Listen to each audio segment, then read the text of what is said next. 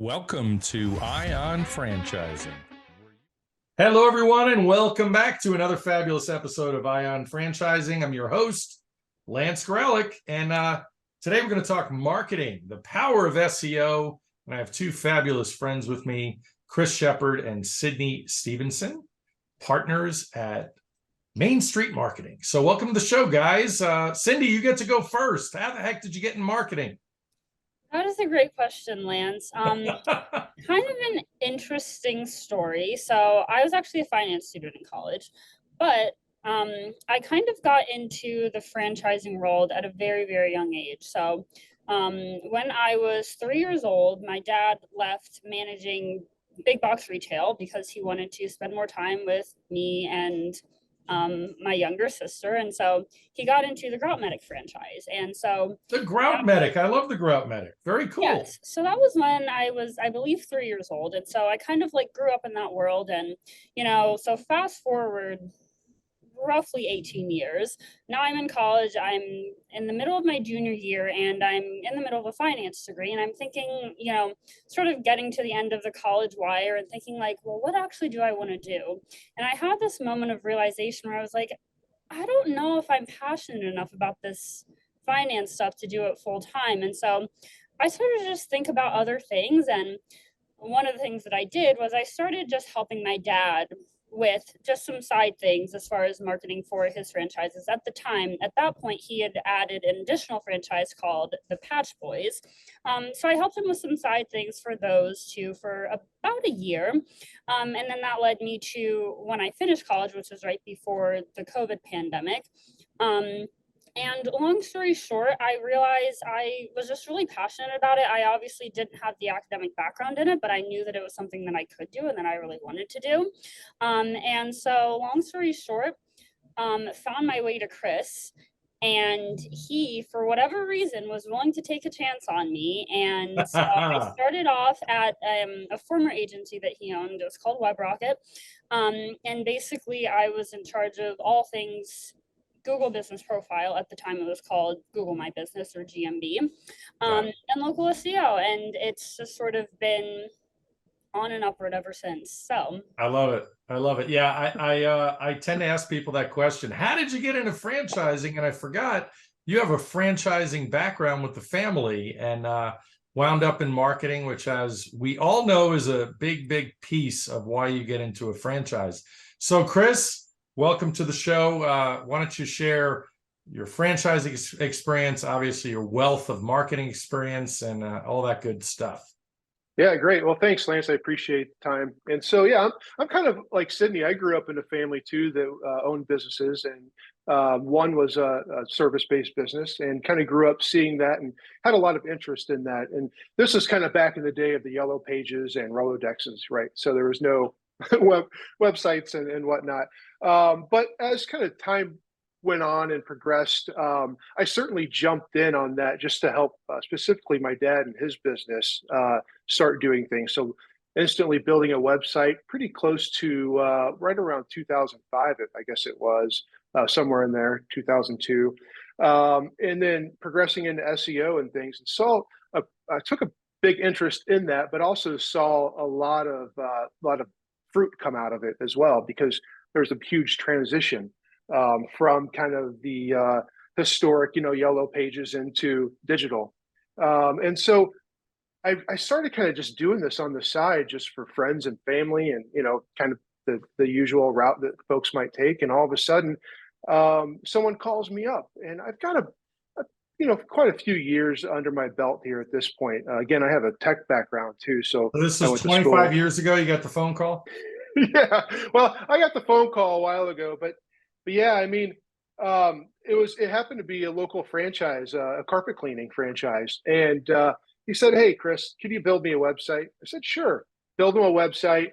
All was good and well. He was off to the races, did his thing. Well, about 9 months later, he calls me back up. He said, "Hey, I just learned about SEO. What does that mean, and what can that do for me?" I said, "Look, I could do that for you. Let me take it on."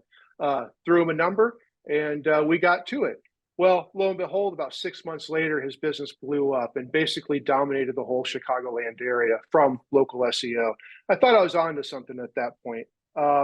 And of course, one thing led to another, and he was introducing me to other folks in the franchise, and kind of off to the races from there. But realized that through that it's needed, and just because you're a franchise or any other business doesn't set you apart from not needing your local SEO and your digital presence. And so that's kind of how I came to this point in my life, and just even growing agencies. This is now my third agency I've grown, and really dominating in kind of the local space and some of the niches, whether it be the home service industry or beauties, salons, that kind of stuff.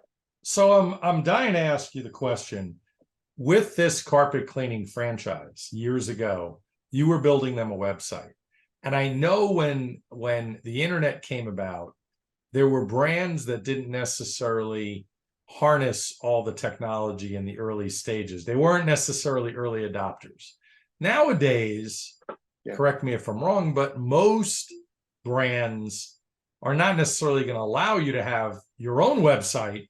They're essentially going to add a page on their website for local SEO. So I don't know if you want to, we might as well start diving into some of, what are the best things that you see? What are the negatives that you see out there? And what are the tips people listening need to be able to walk away with today? Because, you don't have to be in a franchise to make sure you have appropriate SEO.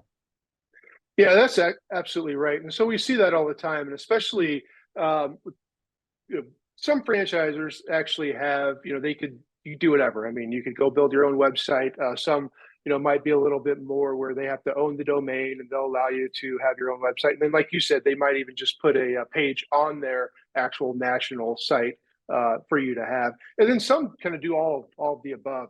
And it kind of is really up to your FDD of what you can do versus what you can't do. But for those that could build their own website, we always suggest that, just because you can actually just own your own foundation there and build upon that with local SEO and all of the other things that you can start doing online. But if you can't, and you have to use their landing page, as you'll call it, on their site, well, there's still a lot of things you could do there. I mean, you've kind of already got that baked in and built in, but now you can start moving on to more of your local type of stuff, like your Google business profile, which is going to be probably the biggest thing for any service-based business. And also too, like restaurants and stuff like that, they definitely could utilize the Google business profile. But so a lot of that, and making sure that those are complete and full with all the knowledge and your services and frequently asked questions, and of course reviews, that's going to be a big part of the local SEO aspect. But now going out and finding like these different business directories and citations and whatnot out there. Think of like Hot Frog or a Yelp or any of these other kind of business directories that you can go and put your business on and get a backlink back to your landing page or your Google business profile. You're starting to really build kind of this network, casting a lot of nets, building this network and getting more power behind you to show up in some of those search results. And we could talk about what search results mean in just a minute. But those are definitely some easy things you can do, like anyone could do to get going, especially if you're a new business owner. Those are the off the top, the things you should be doing. But yeah, we always suggest, if you can build a website, always build a website, just because the power's then in your hands. You have the foundation to go out and even for stuff like doing blog posts, which is content marketing, which is very important these days because a lot of things are built around intent, all the way to your social media profiles, linking back to your website. You've probably heard of backlinks and citations and all the different things out there. They all come back to your website. So if you can have one, definitely get one. Yeah, that sounds great. So let's talk more about really what SEO really is, because there might be, maybe a lot of people listening know it's search engine optimization, but talk a little bit more about it and what does it really mean? Yeah, that's a good question because it's changing all the time. And every single year, I've been in the SEO industry forever, and it's like every year, SEO is dead. That's like, the most common theme year after year. And the fact is it's not dead, it's just changing. So you can look back 20 years ago, and some of you probably remember you'd have a website and you'd see a keyword on it 500 times, and that's called keyword stuffing. And another website would come in, a competitor, and they put that keyword on there 501 times and they would win. And so that was called keyword stuffing. And that's kind of how it was back then, right? And so that's like very archaic and really the first Google search there was. And so it's kind of evolved over time. And it's really evolved for the customer in mind, not for the business owner in mind, although it is, but it's very customer focused, meaning that we're going to Google and asking it a question. So we're asking it for, I'll use carpet cleaning because it's always top of mind for me. But carpet cleaning near me. Well, what does Google want to show you? They're not going to show you a carpet cleaning company 50 miles away, 100 miles away, or even 2,000 miles away. They're going to show you an actual carpet cleaning and hopefully a legit carpet cleaning company within a proximity of you. And that's based upon what the carpet cleaning company how they show their service area on their Google business profile. And so Google's job is to give you the best answer as a consumer, the best answer to your question. So local SEO now, or SEO as it stands, we'll talk local because we're not necessarily talking national at a kind of like a business owner standpoint, but we're really intent based. And so now the intention is that if I'm looking for a service or a restaurant or anything in my vicinity, I want the answer to what the top 3 or the top 5 or the top 10 best of those are within my area. And so that's what SEO is right now. It could change later, but that's what it is now. And there's many tactics, like we were talking about earlier, tactics and ways to do that. But that's intent-based SEO is what we're focused on now. Gotcha. I remember when I went into a client, a brand that I was consulting for, a franchisor in the Midwest. I'll never forget one of the first things the franchisee I went to visit said to me, I just found out I have no local SEO. I can't believe I have no local SEO. People can't find me. They open their phone and search for, let's say it was carpet cleaning near me, like you said, and they're not discoverable. And he was so upset. It wasn't carpet cleaning. It was a restaurant concept. But he was so upset. And I said, well, you have a right to be upset. You're paying into a marketing fund. And part of that, should be included, at least in that brand that was supposed to be. The founder didn't even know that his marketing firm wasn't doing what they were supposed to. So what are you guys finding? And Cindy, let's talk about it. I mean, by the way, I love the Patch Boys. I had a lot of good friends at Patch Boys also. When you mentioned Patch Boys and Grout Medic, I'm sure your dad has shared stories because you were inspired to get into marketing and you realized it was kind of a muscle that some people weren't flexing as they should. I mean, there's a lot of things that local store marketing can bring to you with little effort if your DNA is right, so to speak, right? Yes, you're absolutely right, Lance. And I feel like it's one of those industries that can feel very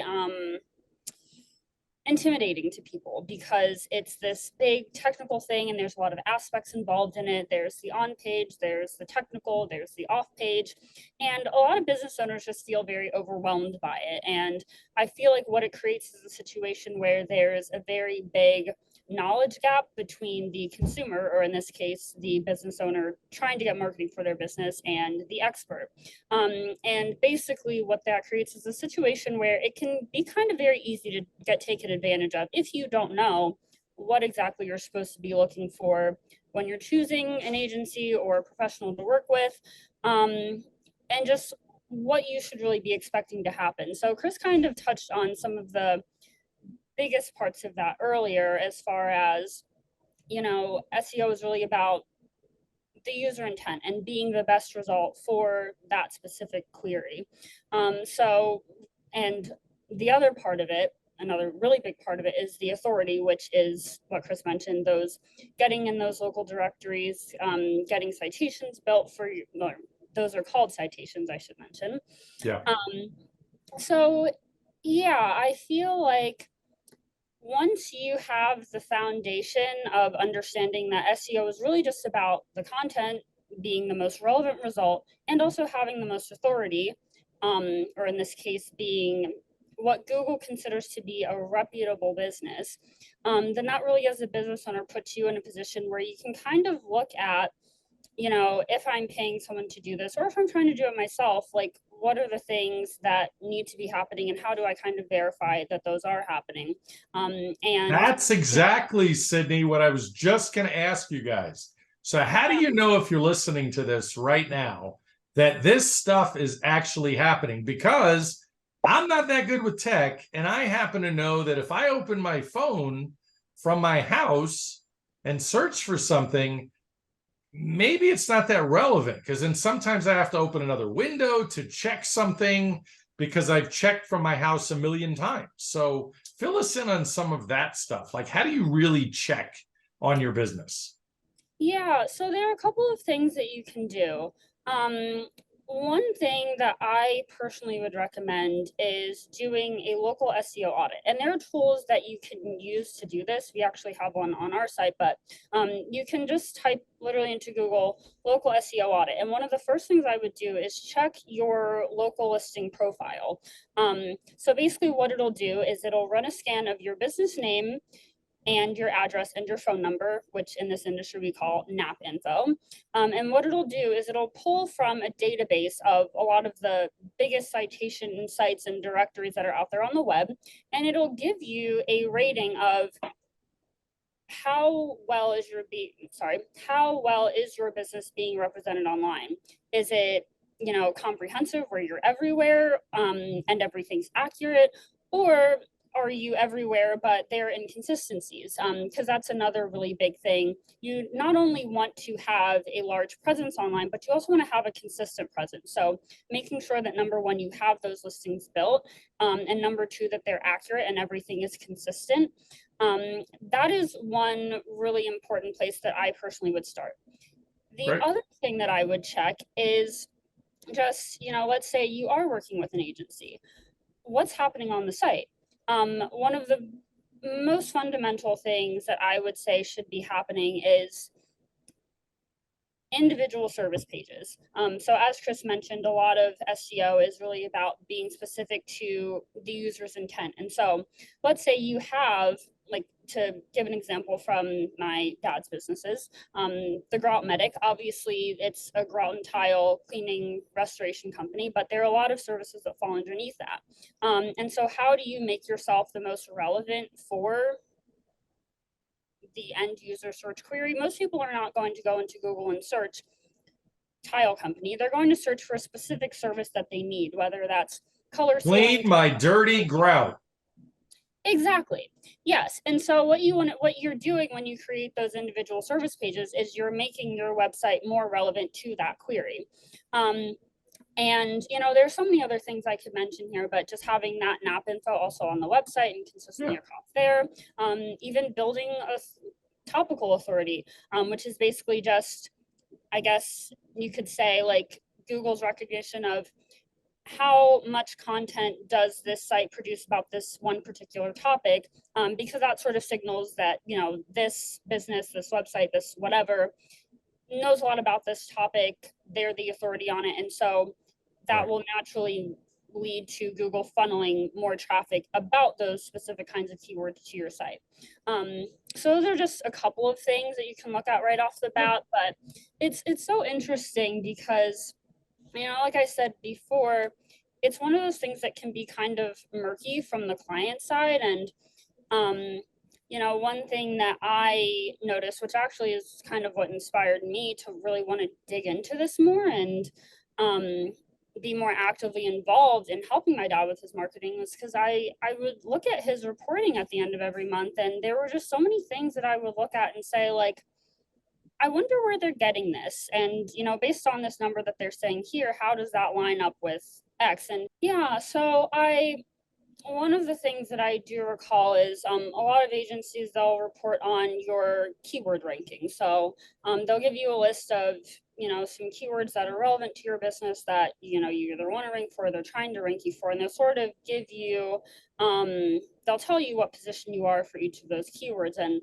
you know, what that does for them is basically what they can do is say, like, hey, we have you in position 1 through 5, 1 through 10 for X keywords, what I would look at, as opposed to just looking at those rankings as a standalone metric, is really look at, has there been an increase in calls? Has there been an increase in form fills? Because while the rankings are important, they alone are not going to produce more revenue for your business. And so there can be kind of a difference between being in a high position in the search engine results page and getting traffic to your site versus actually getting targeted traffic that's likely to convert. So sort of taking it that one step further, and as opposed to just looking at the keyword rankings, really pay attention to your form fills, your calls, all of those different kinds of metrics that really inform, like, how much revenue is this marketing activity actually producing for my business, is something that's very important to look out for. No, I love that. I love that example. You made me think of, like, in the old days when I used to do billboard marketing, I would ask the billboard company, how the heck do you know if a billboard works? And they say, well, the phone will ring more, you have more customers, and you have more money in the cash register. So that's the good old-fashioned metric right there. So Chris, I know you got plenty to add on that. This is some good stuff. Yeah, I have a great story. So I actually had a client probably about 7 years ago now. He's like, Chris, I just did an awesome thing. I go by this billboard every single day on my way into the office. It's one of those electronic billboards you probably see everywhere. He's like, I look at it every day and there was a space open, so I got it. Can you make me an ad for it to go up there? And so we came together, and we made this ad to go on there, and we actually had a tracking phone number up on the billboard. Okay. So we had a tracking number we put on the billboard. We let it go for about 3 months, 0 calls. Okay. 0 calls from the billboard. The only thing it probably could have done was a little brand recognition. I'm not saying it's a horrible move. I'm just saying that over 3 months, we got 0 from it.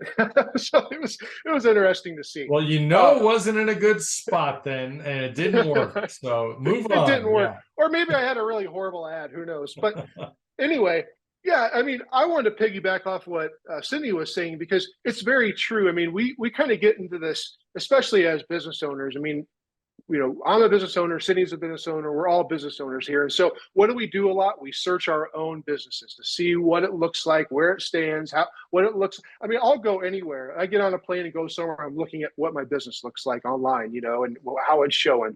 Because it'll show in different positions wherever you're at, especially if you're a local business. You can go 20 miles down the road and it not show up anywhere. And so I see a lot of business owners get into this habit of searching for their business, and then they're calling up the agency or whoever they're working for. And they're saying, hey, I can't find myself anywhere. Well, there's a lot of variables to that. I mean, it's not just because you're not showing. It's because you might have a cache. Your browser's cached and it's showing old data, or Google, you're logged into your profile and you're searching every single day and it's just not showing you the result you want to see, or you're on 5G and you're on a tower, several miles away, and its DNS is coming from Iowa. I mean, there's a lot of variables to that. So I wouldn't get so wrapped up into that. But if you're working with an agency, definitely ask them about results. And so, as Sydney was saying, analytics are great, understanding your traffic, who comes. I mean, but it doesn't really matter if you're getting 1,000 visitors to your site every month and no calls or no form fills. So the results are what we really encourage folks to look at. Are you getting calls? Is this really producing results for your business to grow? And so somebody needs to be showing you those, either by using tracking phone numbers or form fills and being able to track those, but you can actually track them from the source. So if you're doing something like Google Ads or local SEO, or even on your Google business profile, you can put a tracking number on there and know exactly at the end of the month, I got 60 calls from Google Business. And I just want to leave it at that. I mean, it's definitely, you want to know where all this is coming from. So no doubt being discoverable is a big deal. What are you seeing in the franchise world on the responsibilities these days between, let's say, a franchisor versus franchisee? A lot of franchisees obviously want that turnkey solution, so they're not dealing with anything. I know of franchisors that are going to make you set all this up or set all this up for you right out of the gate. So what are you seeing on this? Well, it's kind of all over the map. I mean, you probably know that pretty pretty quick. I mean, it depends on what you're coming into and what service it's in, and I mean, what industry rather. And so your FDD should really spell that out again about what you're going to get, what you're going to receive, how much capital you should be investing every single month into your marketing, whether it's through them or through a third party.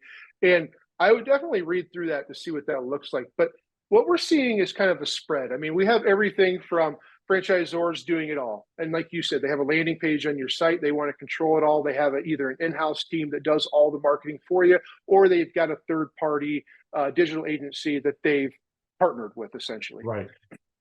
We've also seen it the other way, where they might kind of get you started, so they might have a 90-day ramp up where they've got a third-party agency that they're working with to kind of get you ramped up. And that's part of your fees if you come into a franchise, part of your fees. And they'll get you ramped up, and then you can go out and get your own website and do your own thing and get your own marketing and whatnot. We haven't seen a lot of success through that model, because typically what happens is, a third party agency, they're not invested. It's kind of this 3-month time span that they're working on. So they're not really doing a lot for you. They might just be throwing a Google ad campaign together. They might have a landing page for you or something, but they're not really doing a lot in terms of content and local SEO, citation building, authority building, all the stuff that Sydney was mentioning. So that's not the best thing, I guess the best use of money. But if you could get out of that and kind of venture into your own marketing, understand what your budget's going to be month over month, or even a quarter or per year, and understand where that's going to go and what that's going to get you. So we talk about ROI, what kind of ROI you're looking for, how you're looking to scale. We have a lot of folks, they say, hey, I want to buy this. I want it to be something I can do. Maybe my son could do. Maybe I can get a partner and we could build it together. And we get other folks that are like, hey, I want to go all the way. I'm trying to build a 12 truck organization here, or 15 truck, and get it out there, and multi-million dollars. So it's kind of just dependent on where you want to go, but marketing for you is very important. So I would say what I'm seeing is kind of all across the map in terms of how it works. But I know the best way is for you to actually own that foundation and actually do the local marketing, either yourself or have someone do it for you. And talk about ROI. A lot of people talk about marketing. A lot of people are scared of marketing. They spend too much. They have this bad agency or that agency. Is it that results are just really not tied to the investment, or the follow-up is not appropriate? What is, like Sydney mentioned earlier with the stats or the KPIs, what is the disconnect in that some marketing agencies just don't deliver? Yeah, I can talk about this a little bit and hand it off to Sydney, but there's a lot of disconnect just between a client and agency, and a lot of it has to do with the agency itself and not necessarily the client, because it's the agency's job to understand the client's business. At some point, it's the client's job, the business owner's job to relay that information. But if you're a franchise, I mean, it's very easy to go out and get all that information. And that's kind of the power that you have, is that you have that brand and that name and everything already out there for you. And so the agency can utilize that and use that. Well, what happens is the agency might not even understand that industry. So like, we'll use carpet cleaning again. There's a lot of nuances and a lot of things that you need to work on to kind of understand what a carpet cleaning company does, even if it's a particular carpet cleaning company and they use their own way. Like, so steam cleaning versus like dry cleaning or something else. I mean, you have to understand those methods, what makes them tick, what the unique value propositions are, all those things of that particular method. And so if you're getting an agency that doesn't know any of that, well, they're just presenting you as just any old, company that has no UVP, and they're not getting your results because of that. Unique value proposition, UVP. Just want to make sure everybody knows that. That's right. Yeah. And so you're not piggybacking off of what you're actually buying into a franchise for. That's what they already have. They already have all that for you. And so you're kind of just getting like lackluster marketing. And if they're doing that, then in most of the times they're just doing everything else kind of similar. Right. And so that's kind of the biggest thing we see when it comes to that disconnect. And when we talk about ROI, we're talking about, look, if you're going to give us $1 every month, we talk about this in the beginning of when we're kind of like talking through things. What do you want back? You want $3 back? You want $5 back? What does that ROI look to you? I mean, it can't be unreasonable, right? I mean, it's not, you're not going to get $100 back, but what's that look like to you, and how does that look for you to scale? And can we meet that?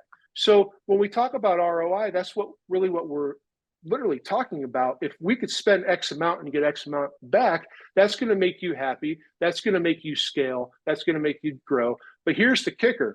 What we've found is that we could do all those things, but the business owner has to do a couple things. One, you have to answer the phone and follow up on form fills. I only say that because we see a lot of folks that don't do those things. And so that automatically just kills it all. Two, you have to be able to sell, right? So whether you have someone in your office that's answering the phone, or it's you answering the phone as a business owner, or you're in your van, you're out on the route, out on the job, whatever it is, or you're in your restaurant, you have to be able to answer the phone to make a sale, or you have to be able to follow up in the phone to make a sale. And that all is in that equation of ROI. And so it's actually a two-part partner process where we do our job to get you the leads, and you do your job to close the leads. And that kind of creates a real good synergy. Makes perfect sense. Well, you guys have given us a lot of good information. So in summary, Sydney, I'll let you go first, and Chris, you'll get the last word. Final thoughts, final tips for that matter, for the audience on anything we might not have covered, or a quick summary, whatever you want. Yeah, awesome question, Lance. So what this really comes down to for me, and what I think I really want people to take away from this conversation, is that SEO is not this big, scary, obscure thing. It's really two pillars. It's the content and it's the authority. So whether you are doing your marketing internally, whether that's you, or whether you have a small team to try to do that, or whether you're trying to outsource it, whatever efforts that you make toward SEO need to be with either one of those two objectives in mind. So on the content leg of that, does this piece of content answer a very specific user query? Does this build my topical authority around my industry and my business? Is this a specific service or landing or location page for a local query that a user might type in?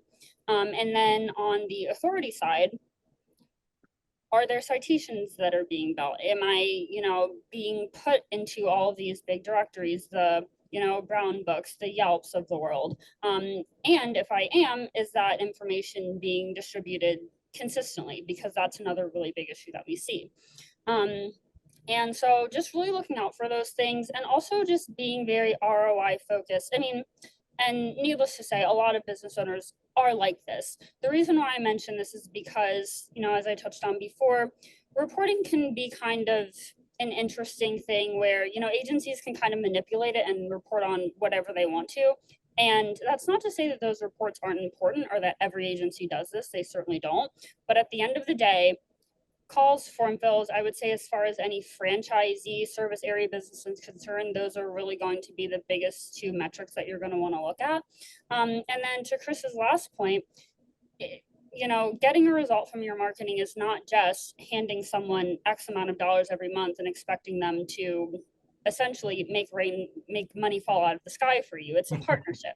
So, a good agency will produce those leads for you, but then really think about, as a business owner, how am I making sure that I close as many of these as I can?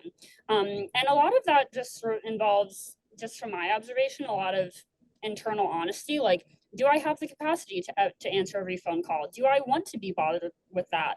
Or even if I do have the time, am I good at selling? And sometimes it can be one of those like awkward conversations to have with yourself, but you will save yourself so much time and wasted leads by sometimes outsourcing those things to somebody who can be dedicated to answering the phone, returning emails, and who really can close that business for you. Because, like Chris said, you can get all the leads in the world. If you don't close them, it doesn't really matter.